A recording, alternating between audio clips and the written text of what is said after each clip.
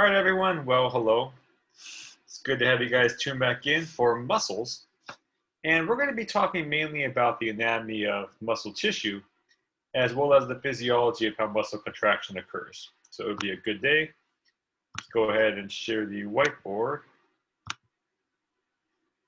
And we're going to start by making or building a bone, because muscle must attach the bone. So I'm going to draw here a bone. Any bone will do.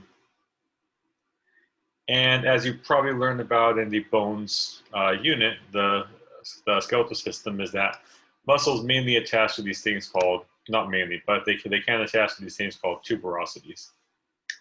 And the tendon actually is going to be continuous with the muscle tissue. So I'm going to draw here the muscle tissue that it attaches to.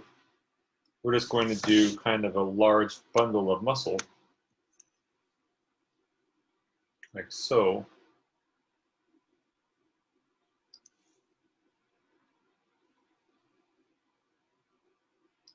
Okay.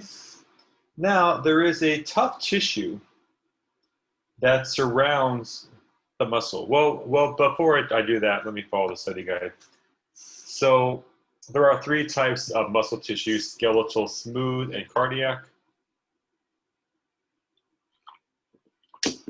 Right now, we're going to focus on skeletal. In fact, we're going to cover cardiac during, the cardiovascular unit. And smooth muscle, we'll probably cover that during the digestive unit. Right now, though, we're going to focus on skeletal muscle. So anyways, the origin here is the unmovable connection of the muscle, meaning that it attaches here, but it doesn't actually move the bone. This is like an anchor. So this would be like the origin. The insertion is where the muscle actually inserts into. In fact, this is probably a bad example. Let me draw the arm, the upper arm, and the lower arm. Let's just keep it simple.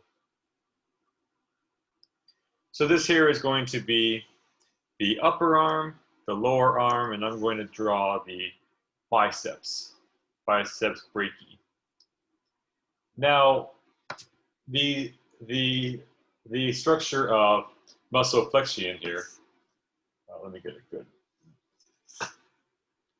So you see that the biceps brachii, it originates up here, kinda, and it inserts here. So what's going to happen is you're going to see that the angle is going to open and close, but the upper arm is not actually doing anything. So the insertion is the part of the muscle that attaches to the bone that actually moves the bone. So the insertion point is at the movable bone. It's also why when you do bicep curls, why they tell you to keep your upper arm, keep it glued to your side. And the answer is because your biceps have no control over your upper arm. So your biceps is not actually moving your upper arm when you do a curl. All the motion is at the elbow joint. So if you curl your arms up when you're doing a bicep curl, you are now placing the stress from your biceps to your front deltoids. So you're actually working the muscle less and putting your deltoids at a position where they're not designed for strength.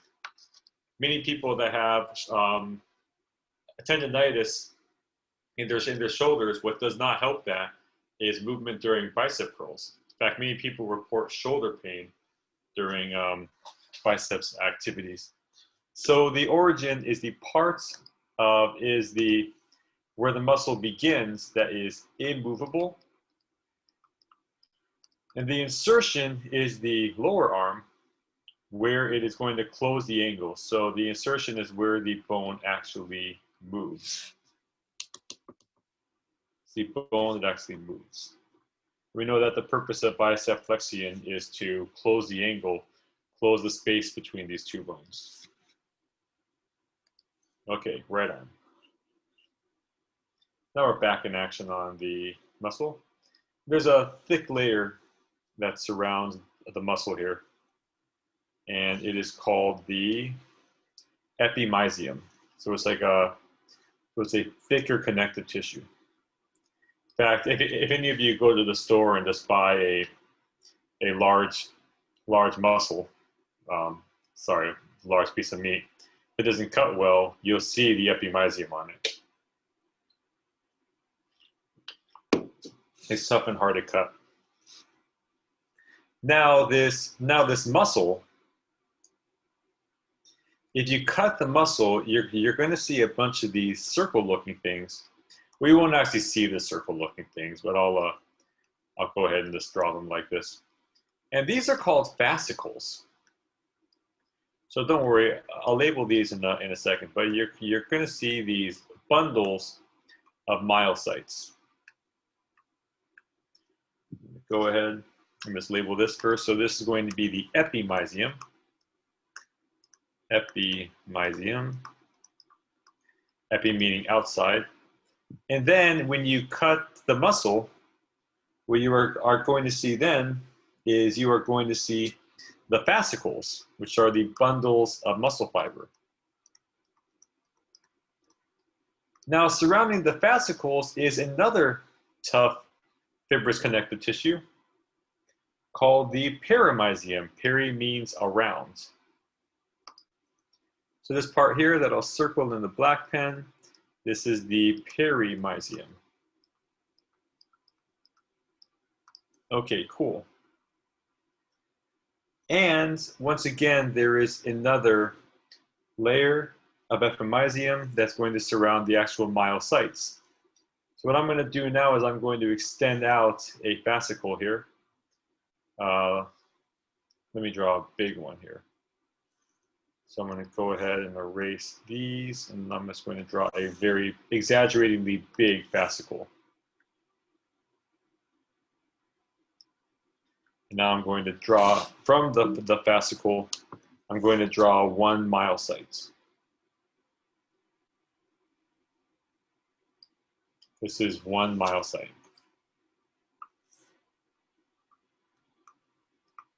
Myocyte. Okay, and myocyte is muscle cell. Surrounding that is going to be another layer of epimysium. I know that's not the prettiest layer in the world, but you get the idea. Okay, did not spell that correctly. All right, you guys get the idea, I think. Okay, so now, actually, I actually did a typo on the study guide. Oh, I'm sorry. I thought that sounded kind of weird. So no, the layer that surrounds the myocyte, that is called the sarcolemma. Apologies for that. I was looking at the study guide and I'm like, that doesn't sound right. So yeah, luckily I fixed it for you guys. This is called the sarcolemma. Sorry for the confusion. It is the outer membrane of the myocyte. Now, in the cell model we discussed earlier, the outside of a cell is normally called the cell membrane. The cell membrane for myocytes is called the sarcolemma. Okay, so now what I'm going to do is I'm going to go ahead and erase this. Now I'm going to draw a myocyte sort of from the top down. I'm going to draw it like this.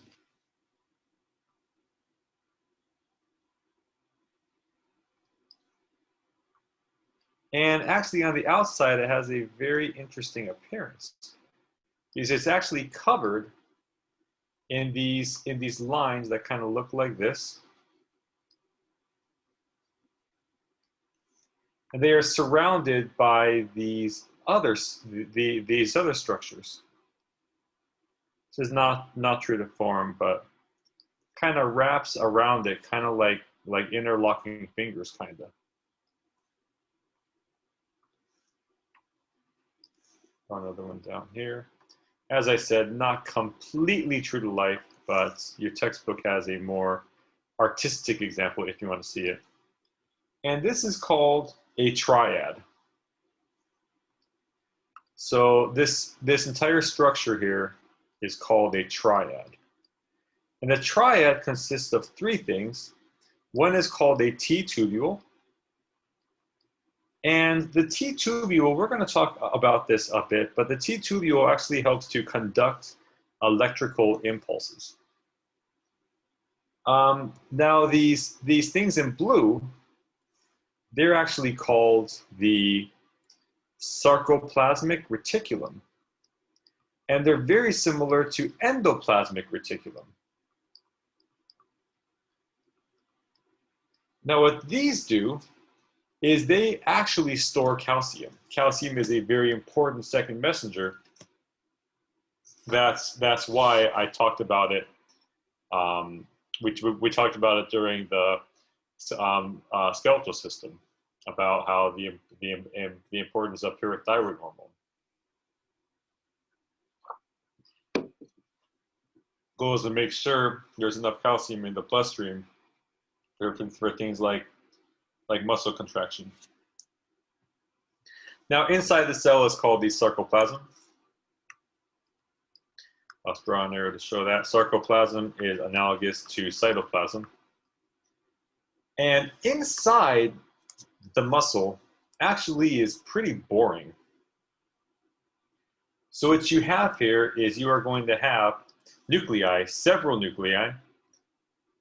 So draw it here in purple, but they're on the outside of the cell, not on the inside. They're at the very outside of the myofibril.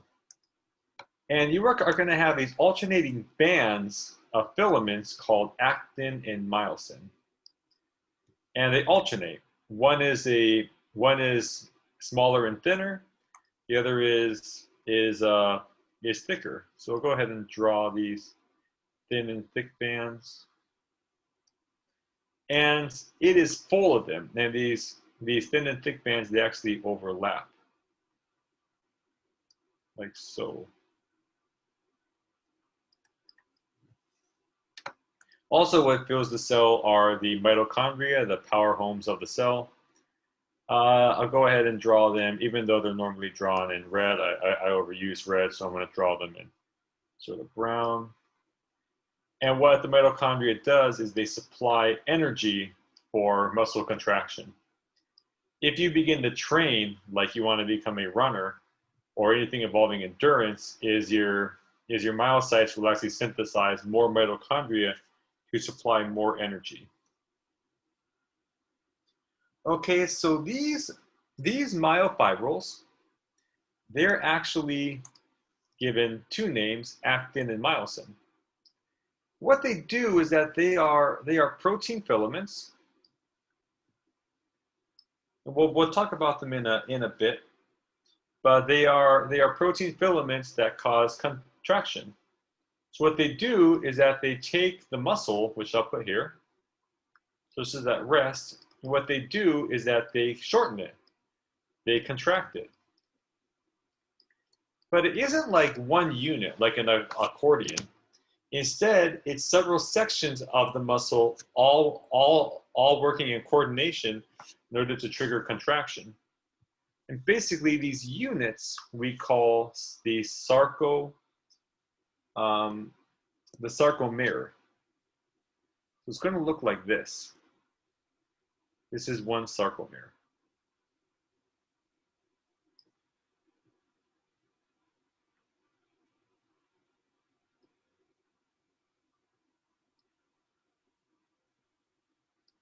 So each of these regions here is called a sarcomere. As I said earlier, is the body works much better when several small things coordinate for a big action. It works faster and more efficiently. So each of these is called a sarcomere. And ultimately, its goal is to cause contraction.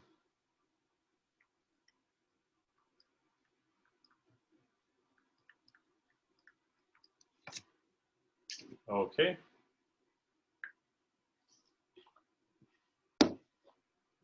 All right, so let's go ahead and look at one of these sarcomeres. So we're going to zoom in now. So this is going to be one sarcomere. It's going to look something like this. And we're going to draw the other side over here. It's not going to be perfect, but I'll do my best. And not bad. So there is going to be a section here in the center that's going to be the starting point or the attachment site for the myosin filaments. So I'm going to draw here in brown now the myosin filaments. So the myosin filaments, as I'll call them here, the myosin filaments, these are actually the contractile units. So they're actually going to do the movements. And I'll show you how they work in a second. But what they do is they actually have these tiny heads on them.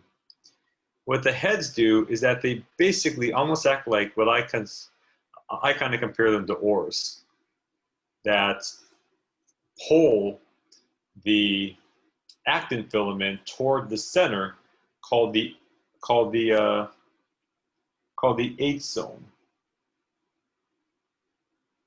The 8th zone M line. So the M line is the center, apologies, so it's going to pull it toward the M line. I'll show you a video on that in a second, but let's just draw this first. So I'm going to draw here, I'm going to draw the myosin still. As I said, this is not perfect. So if you're expecting a perfect sarcomere, you can go ahead and Google it. Okay, and now there's going to be these thinner filaments, and we call these actin. Here, actin. And actin is what the myosin heads are going to bind onto. And the goal here is these myosin heads, the goal is you want to pull these more toward the center, toward the M line. Because if you do, you're going to shorten the sarcomere. And if you shorten the sarcomere, you're going to cause contraction. So what happens is that these myosin heads, which I'm going to draw here, they're actually going to pull onto the actin and pull it toward the center of the M line. So it's actually a really cool process. And I'm going to go ahead and show you a video, if I can find it. Give me 1 second, folks. So this is going to be muscle contraction.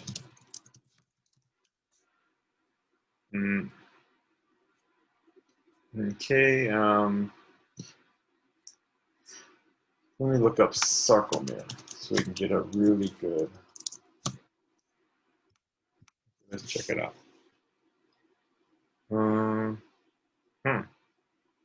Okay, I think this one will be kind of. I haven't actually watched this one yet, but let's just go ahead and check it out here. I hope it's an appropriate video. I've gotten in trouble well, not in trouble because it wasn't that bad, but I've gotten in trouble at Lorena on occasion where I would show videos. And the video, in my defense, the video had a very innocuous term. Like I was showing my students a video on the Heart Attack Grill in Vegas. And the reason why I did it was talking about food waste is, okay, you have a place that is dedicated to wasteful food, is feeding people too much food. And the video, I mean, I'm like, okay, this is cool. It turns out that at the Heart Attack Grill, if you can't finish your food, then one of the employees disciplines you by paddling. So the blogger that was doing the video, next thing I know, she's bending over slightly, and one of the employees is playfully paddling her, and I'm like, oh shit. And the girls have started erupting in laughter. I was not erupting in laughter. I figured, oh my gosh, you know, I better tell admin about this. And I was all worried, and I'm typing the email, and I'm like, yeah, at this point in the video, one of the employees started paddling the flogger, and the principal just wrote back and said, if anyone complains, just forward it to me. I'm like, okay. Oh gosh, the other one, yeah, there were a couple close calls. But like I said, in my defense, you would not expect a video that's about pigs swimming in the beach to all of a sudden have a semi-naked dancer in it just randomly. I mean, it's things like that, folks. YouTube is like the Wild Wild West. All right. Anyways, I've wasted enough time.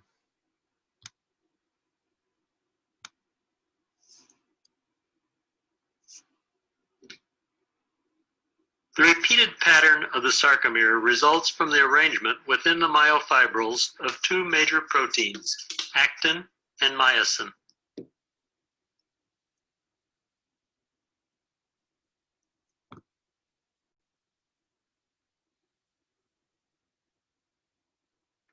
Actin is a fibrous protein attached to the Z bands that are protein plates at each end of the sarcomere. The I band is a region of the sarcomere that contains only filaments of actin. The A band results from the presence of overlapping filaments of actin and myosin. The H zone represents the presence of only myosin. Let us now examine how a sarcomere undergoes contraction. Well, okay, I'm in. Let's look how a sarcomere does contraction. We've gone this far. When a muscle contracts, the actin filaments within a sarcomere slide along the myosin filaments. This has the effect of pulling the Z bands closer together and shortening the sarcomere. This view presents a series of sarcomeres similar to the situation during contraction by a myofibril.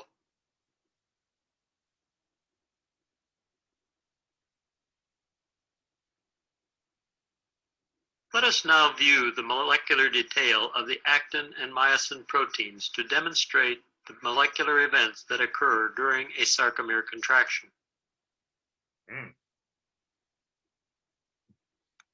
All right, well, very interesting here. If you're still awake, that was a pretty good video, but the guy, I think he could have been a little bit more passionate about his topic, but who am I? I'm just a man with a virtual whiteboard.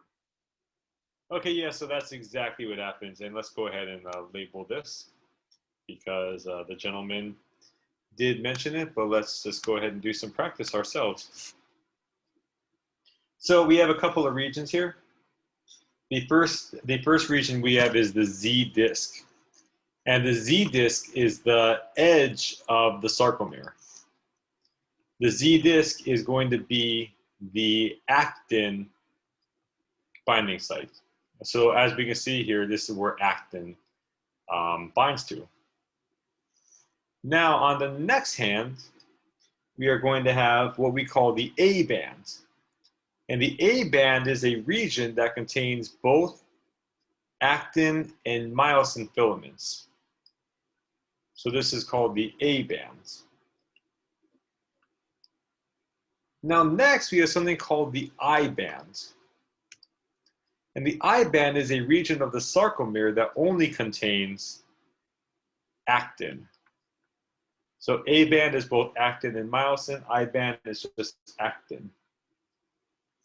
Then we have the H zone, which is myosin only. And in the center of the H zone, we have the M line. Gosh, yeah, well, not going to label it, but this here in the center is going to be the M line that I'm going to circle in bright green.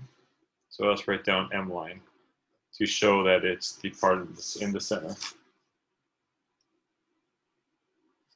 Okay, so now we're going to talk about the events of the neuromuscular junction. You may want to watch this one a few times. It'd probably be easier if we talked about neurons first, but anyways, what I do want to mention is that this is triggered by the actions of neurons. So I'm going to draw here sort of a close-up view of a region of the muscle. And I'm going to draw here a divot, which is going to signify the T-tubule.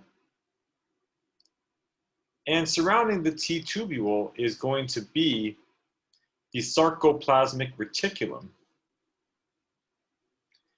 And there's two, but I'm just going to draw one for now. But note that there are two. Sarcoplasmic reticulum has a channel on it. Recall that I was talking about channel proteins. Well, this channel, which I'm going to show closed with brown here, this channel is called RYR. Now go ahead and write that on the side here, RYR. Just so you know that that's what this brown line refers to. Attaching the RYR to the T-tubule is another gate that we call DHP. DHP. And the sarcoplasm is going to be filled with a molecule that we talked about that is called calcium, Ca2+. This is going to be calcium. Now, this is going to be, let's see how. Yeah, okay, we're going to keep it pretty simple. Trying to see exactly what I put down here.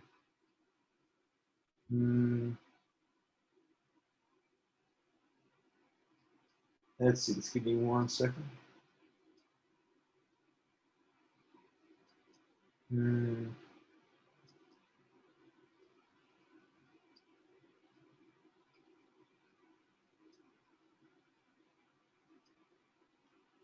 Let's see.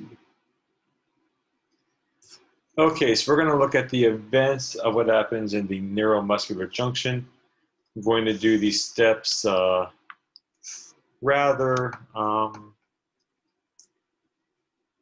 see, I'm trying to find a way to make it less complex because since I don't have the opportunity to answer questions during this time, I kind of want to make things a little bit more straightforward. Okay, so anyways, we're going to put in here, we are going to put in something called a receptor.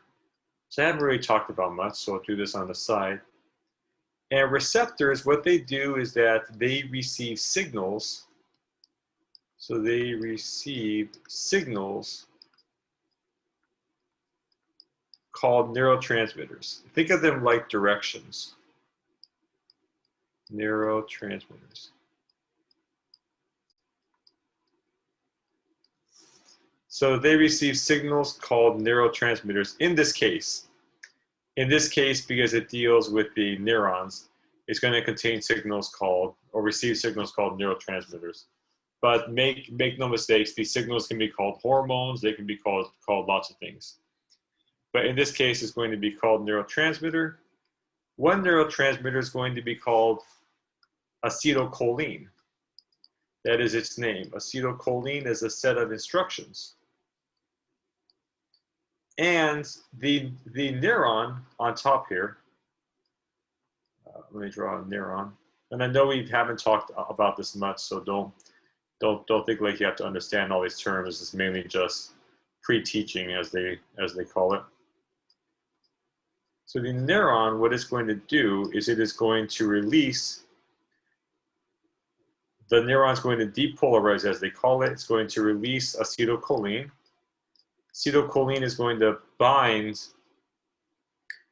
to this receptor on the muscle cell, and it's going to trigger what's called an action potential to go down the T-tubule.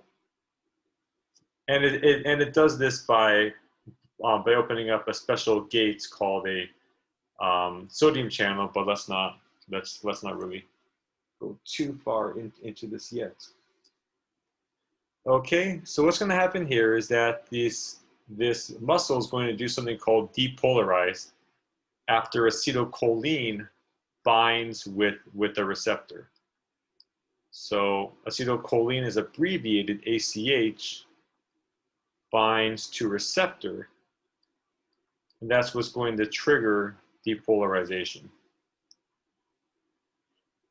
Okay, so next, as soon as this happens, as soon as this action potential, as we call it, diffuses down the T tubule, it's going to open the channels DHP and RYR.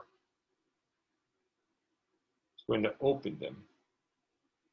Now, if you recall us talking about concentration gradients, diffusion happens from a high to low concentration.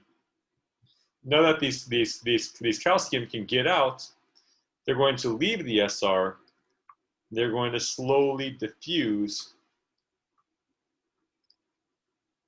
into the sarcoplasm. Now let's kind of go into the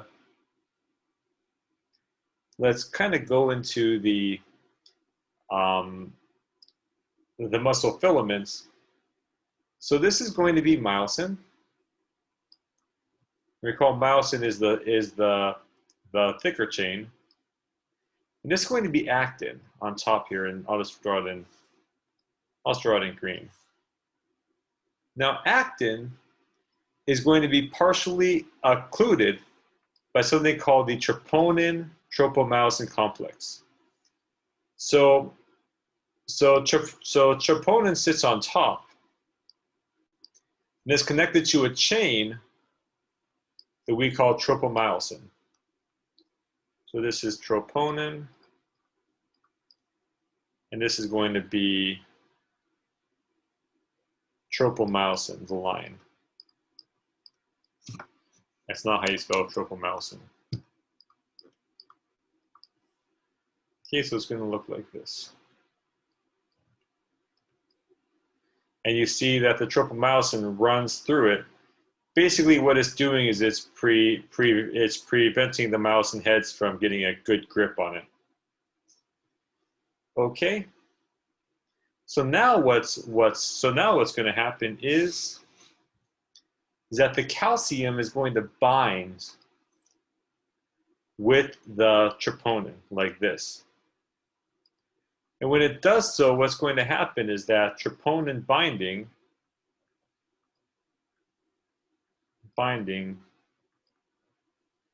causes muscle contraction.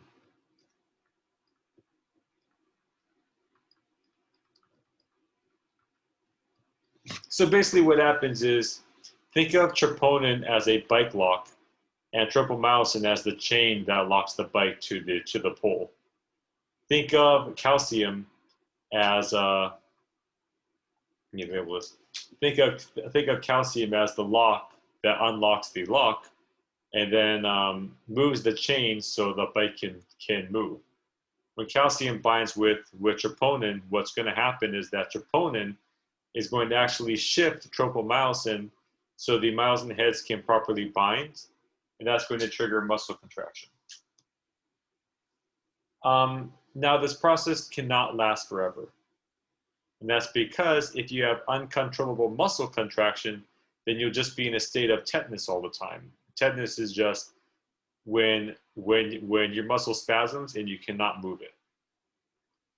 So what's going to happen now is that active transport is now going to suck the calcium, so to speak. I know that's slang, but it's going to pull the calcium back into the sarcoplasm. And of course, this is happening in both, but I'm just trying to easily illustrate it for you.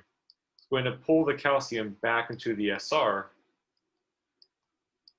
And then what's going to happen is that since the SR is going to leave troponin too, then tropomyosin is going to once again wrap around the actin and prevent myosin from binding to it, and it's going to return to baseline. So once again, what's going to happen is that acetylcholine, the neurotransmitter I was telling you about, is going to bind with the receptor. And this receptor, in case you're curious what it's called the nicotinic receptor. Because it was discovered, nicotine. It was discovered when somebody put some nicotine in a petri dish and they saw that it bound to these receptors, thus these receptors were discovered. So this neurotransmitter, this signal called acetylcholine, is going to bind with this receptor called nicotinic. When you have that binding, it's going to cause an action potential to go down the T tubule, like this. This action potential, this electricity is going to open the channels DHP and RYR. They're basically connected to each other. It's DHP that opens RYR in this case.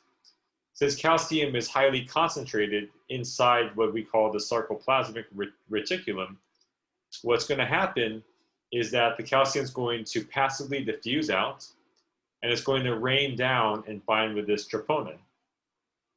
The troponin, when they receive calcium, they're going to move the chain, the tropomyosin. It's going to let these myosin heads down there bind with actin, and then begin muscle contraction, of course, by pulling the myosin toward the center of the sarcomere. Then we need this process to stop, so the sarcoplasmic reticulum is going to use active transporters, calcium pumps. I'll go ahead and draw one here. Calcium pumps, recall that active transporters move things from a low to high concentration to get the molecules all on one side of something. So these pumps are going to pump calcium back into the SR, and then contraction stops. And these are the events of what we call the I didn't even label it.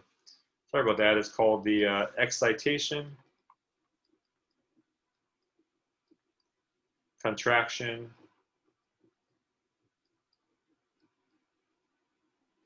coupling, and relaxation. Coupling and relaxation. Cool. Okay.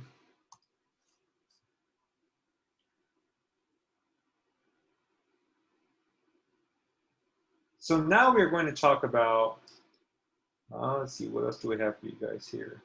Mention the neuromuscular junction, excitation, contraction, coupling, and relaxation. It looks like actually that's all I planned for this. Okay, in that case, we do need to cover one more thing then, and that's going to be the events of the neuromuscular junction. So we're actually going to do this backwards. Let's just go ahead and talk about this. So what's going to happen here is that this is a neuron, and if you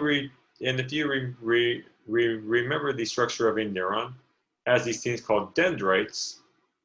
And it has these things called the cell body, which is here, then the axon, then the terminal axon. And the terminal axon, its job is to release signaling molecules called neurotransmitters.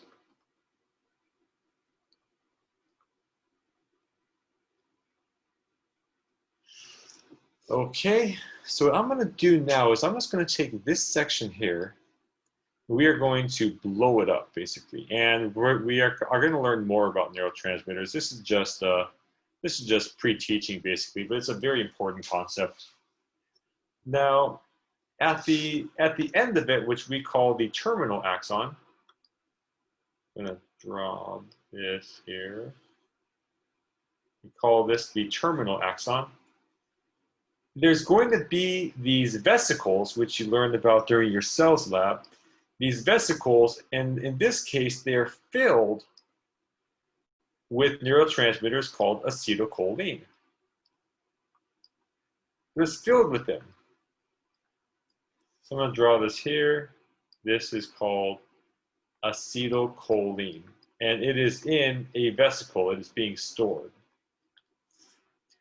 Now, inside here, there's actually these proteins. They're kind of weird proteins. They're called snare proteins, and they act as almost like ropes or arms. And so it's called a snare protein. Now, calcium, we're going to draw calcium in brown.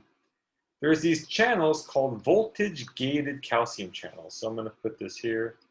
I'm just going to put down the voltage gated calcium channels.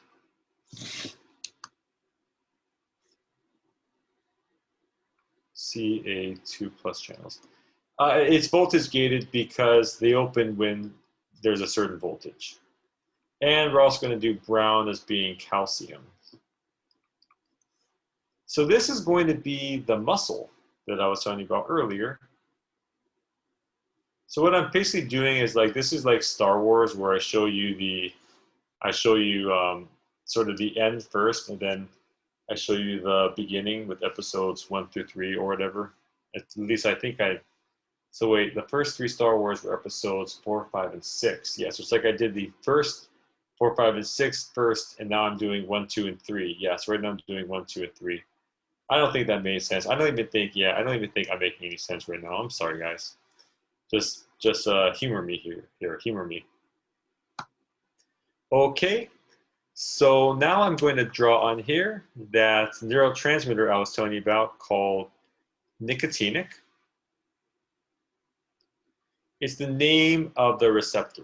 Receptors have all different names, but they have names like drugs because that's how they were discovered. Okay, and this very small molecule is called acetylcholine.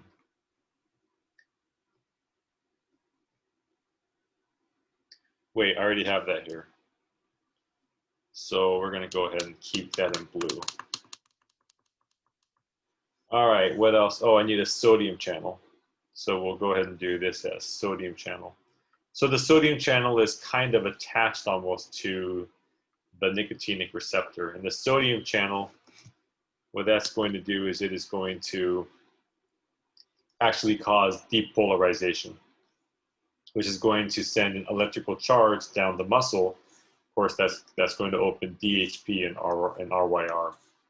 I'll draw just the first part of this to give you reference from the first thing we talked about. And then, okay, radical. What's going to happen here is that neurons are going to depolarize, which we'll talk about in a future chapter. It's going to depolarize, meaning it's going to send an electrical signal down the neuron, and it's going to end at the axon terminal. You know that I wrote that kind of funky, but it says depolarize. Actually, I'm not happy with that. Let me erase that and let me go depolarize. And when that depolarizes, the electrical impulse is going to open these voltage-gated calcium channels. So it's going to look like this now.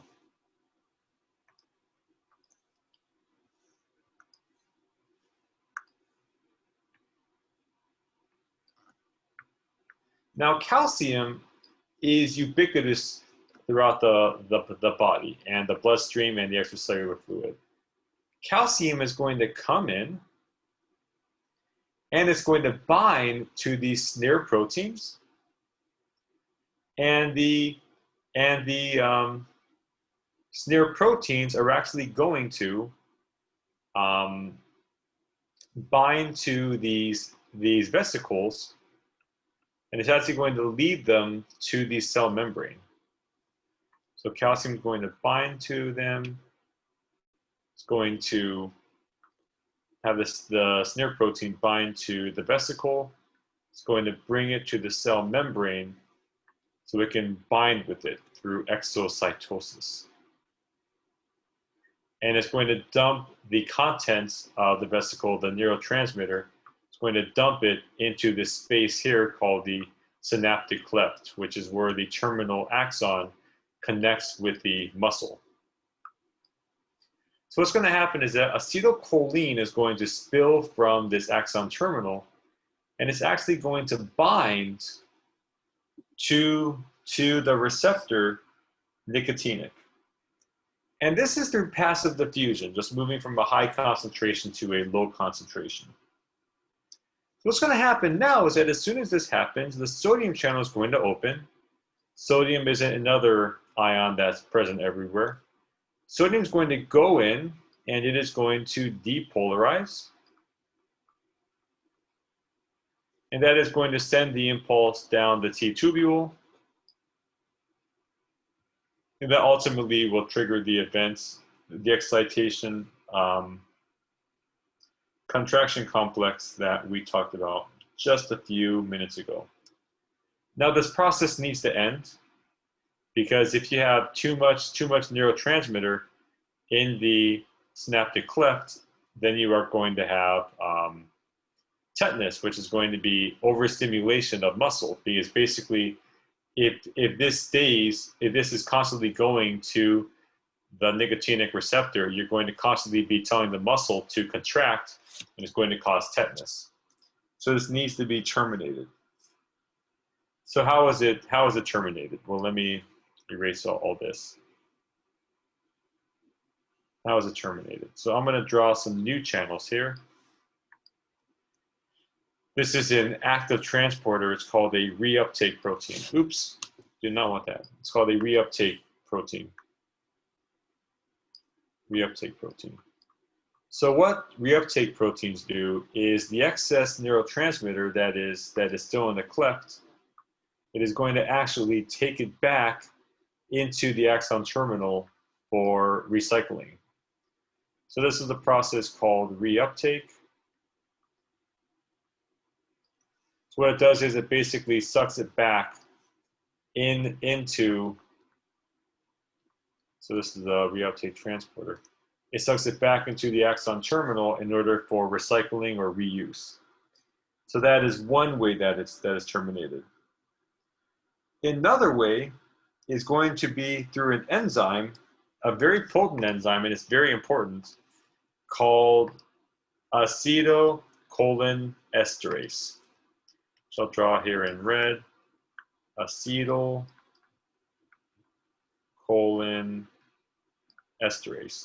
It is an enzyme that breaks down acetylcholine. What it's going to do is it's going to take acetylcholine and it's going to break it apart into its two building blocks, acetyl-CoA and choline.